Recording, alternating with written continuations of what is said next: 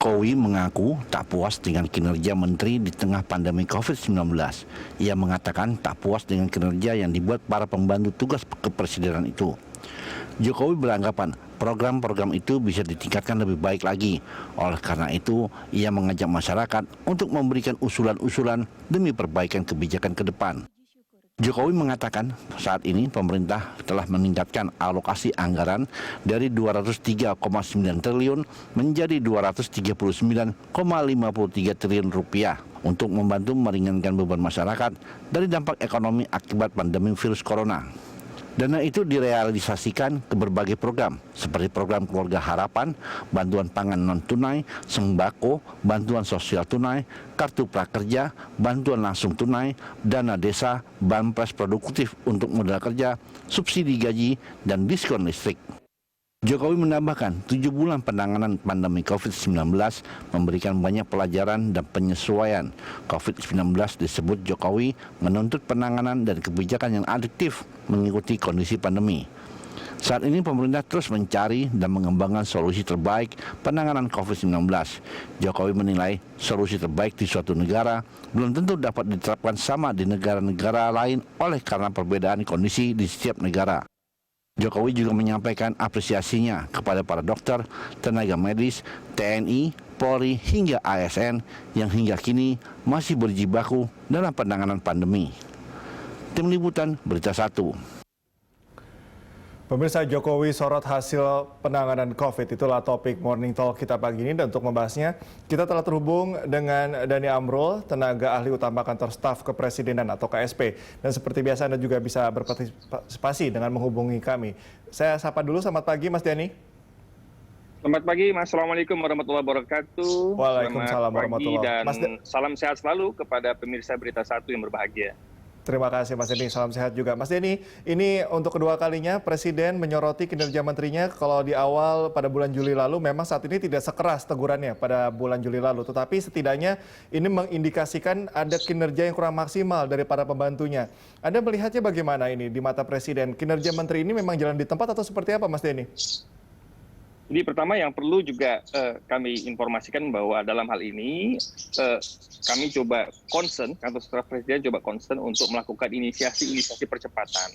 Jadi the bottlenecking sebagai peran strategis KSP untuk melakukan berbagai macam akselerasi, berbagai program di lapangan, khususnya program strategis nasional dalam hal penanganan COVID ini yang menjadi concern KSP. Nah, mengenai ketidakpuasan presiden atau apapun itu, tentu Presiden punya KPI sendiri untuk para menterinya, punya key performance indicator sendiri untuk para pembantu-pembantunya yang tentu ini adalah prerogatif dan hak Presiden dalam melakukan evaluasi dan banyak diantaranya tentu karena ini menyangkut privilege dan prerogatif Presiden, tentu tidak bisa untuk dikonsumsi publik tentunya karena ini sekali lagi prerogatif dan key performance indicator ini dimiliki oleh Presiden dalam mengevaluasi unit kerja di bawahnya, baik itu lembaga maupun kementerian terkait.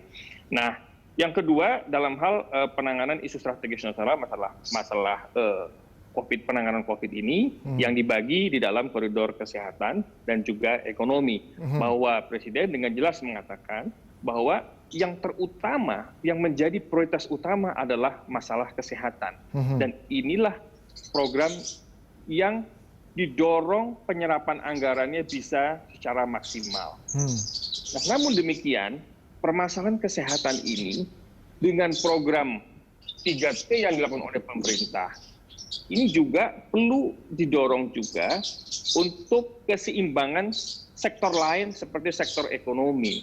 Sehingga komite oleh pemerintah dibentuklah komite penanganan COVID dan komite pemulihan ekonomi nasional yang tidak bisa berjalan masing-masing, semua harus terintegrasi. Tapi prioritas pertama tetap di antara yang utama, prioritas yang terutama adalah permasalahan kesehatan.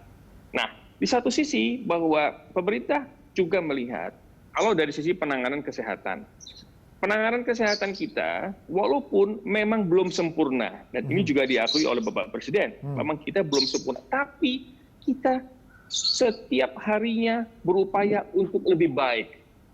lebih inovatif, lebih progresif, dan lebih cepat lagi untuk menjawab permasalahan di lapangan. Sehingga kalau kita lihat jumlah tes kita sekarang sudah meningkat, sudah hampir beberapa hari terakhir ini sudah di atas 42.000. Itu sudah sedikit melewati dari garis koridor yang sudah ditetapkan oleh WHO. Penyerapan anggaran kita di Kementerian Kesehatan yang tadinya sempat cuma 14%, 17%, sekarang sudah masuk di angka 25%. Penyerapan capaian atau penyerapan anggaran belanja pemerintah di bidang kesehatan. Sementara di bidang ekonomi, bahwa pertumbuhan ekonomi kita, kalau kita bandingkan juga dengan negara-negara di Asia Tenggara, kita minus 5%. Nah, negara-negara Asia Tenggara yang lain minusnya juga jauh semua. Dan dibandingkan Singapura, Malaysia, Filipina, Thailand, pertumbuhan ekonomi kita saat ini walaupun minus, tapi lebih baik daripada negara-negara Asia Tenggara yang lain. Dari sisi kesehatan, kembali lagi pada kesehatan, kita melihat bahwa angka kematian kita dengan populasi penduduk yang besar, yang juga sama dengan apple to apple ya. Jadi kalau kita melakukan perbandingan itu kan harus apple to apple, harus sama karakteristiknya, jumlah penduduknya, demografinya, psikografisnya, permasalahan fundamental yang dihadapi oleh negaranya. Itu juga kita mesti harus perhatikan sehingga kita bisa punya data benchmark yang terkuantifikasi dengan jelas. Nah, angka kematian kita nomor 23 yang mana negara-negara lain, itu Amerika, Brasil, dan sebagainya, itu masih di atas kita. Angka kesembuhan kita sudah masuk ke angka rata-rata 73,5 sampai 74,5%. Ini bagus, sedikit di atas rata-rata dunia yang sekitar 70-72%. Dan ini kan angka kematian, angka kesembuhan, ini adalah dua variabel penting yang harus kita jaga. Bagaimana menurunkan angka kematian dan meningkatkan angka kesembuhan. Ini yang menjadi concern pemerintah. Nah, oleh karenanya, concern di bidang kesehatan ini juga harus diamankan juga pemerintah dengan melakukan keseimbangan agar sektor-sektor produktif, sektor konsumsi masyarakat bisa terjaga dengan baik. Ingat loh, bahwa pertumbuhan ekonomi juga harus dijaga. Dan formulasi pertumbuhan ekonomi, kita juga harus paham. Pertumbuhan ekonomi kita, formulasinya adalah government expenditure, pengeluaran pemerintah, ditambah investasi, ditambah konsumsi masyarakat, ditambah selisih ekspor dan impor. Nah, sekarang ekspor, impor bermasalah dalam kondisi COVID. Investasi juga begitu. Nah, yang kita genjot adalah government expenditure, modal pemerintah, pembelian dan belanja pemerintah yang produktif ini yang digenjot. Kemudian juga apa? Konsumsi. Nah, makanya bantuan sosial dengan 8 pintu tadi yang tadi jelas-jelaskan dari mulai PKH, bantuan produktif, sembako, bantuan sosial tunai, itu digenjot sedemikian rupa. Dan alhamdulillah realisasinya untuk bantuan sosial rata-rata bervariasi, memang ada yang 40%, ada yang sudah di atas 50%, ada yang 60%. Nah, ini semua bervariasi.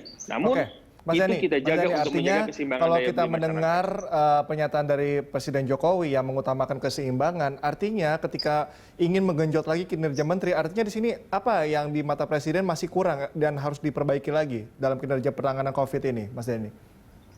Tentu prioritas karena masalah kesehatan ini harus dijaga, masalah ekonomi juga harus didukung secara penuh dengan belanja pemerintah dan peningkatan daya beli masyarakat, juga kebijakan fiskal dan moneter yang juga harus seimbang, penanganannya di lapangan dan dilakukan dengan cepat. Tentu kinerja sektor-sektor ini diperhatikan dan menjadi prioritas penting. Sehingga termasuk di dalam unit-unit kerja di bawahnya juga dipacu untuk bisa memenuhi target operasional yang disampaikan oleh Bapak Presiden. Jadi intinya adalah semua pihak fokus bekerja, fokus untuk menuntaskan permasalahan ini, dan membuat langkah kerja yang konkret di lapangan, sehingga pada saat Presiden melakukan monitoring dan evaluasi, itu dalam setiap waktu ada progres dan langkah kerja yang nyata yang bisa dirasakan manfaatnya oleh masyarakat. Oke, Mas Dhani, banyak kritik yang disampaikan kepada pemerintah terkait dengan program-program kebijakan mengenai penanganan COVID ini, baik itu kesehatan maupun penjaminan sosial atau jaminan sosial terhadap masyarakat. Yang dikritik adalah kebanyakan ini data, pendataan ini banyak sekali dikritik oleh publik. Anda menjawabnya seperti apa? Kemudian perbaikan ke depannya akan seperti apa, Mas Dhani? Baik, kita perlu pahami masalah fundamental kita ini memang masalah pendataan. Ini sangat fundamental. Jadi integrasi data ini masalah. Nah, Masalah verifikasi data itu sejak tahun 2015 DTKS (Daftar Terpadu Kesejahteraan Sosial) itu tidak berubah. Terakhir 2015 diverifikasinya, ini sudah 5 tahun ya, belum berubah. Nah sementara data yang dipakai oleh Kementerian Sosial, oleh pemerintah provinsi, pemerintah daerah itu banyak yang masih mengacu kepada DTKS, sehingga dilakukan perbaikan. Makanya beberapa bulan yang lalu ya, itu timbul masalah di lapangan. Masalahnya apa di lapangan? Ya tadi ada yang tidak kebagian bantuan sembakonya, BST-nya, ya ada yang tidak layak lagi kebagian tapi dapat gitu loh. Nah ini kan karena masalah data. Nah, sudah diperbaiki. Bagaimana memperbaikinya? Tidak lagi top down berdasarkan DTKS, tapi berdasarkan data faktual, empiris dari pemerintah provinsi. Jadi pemerintah provinsi, pemerintah daerah, sampai kecamatan, kelurahan, RT, RW, itu mengkompilasi data. Berapa banyak warga miskin atau warga yang terdampak langsung maupun dilakukan COVID ini. Artinya pelibatan terhadap daerah ini ditingkatkan sehingga pendataan juga pendataan juga akan lebih real begitu. Saya akan menanyakan lagi ke Mas Dhani nanti terkait dengan pelibatan kepala daerah seperti apa nantinya ke depannya untuk perbaikan penanganan COVID. Tetapi usai jeda pemirsa tetaplah bersama kami.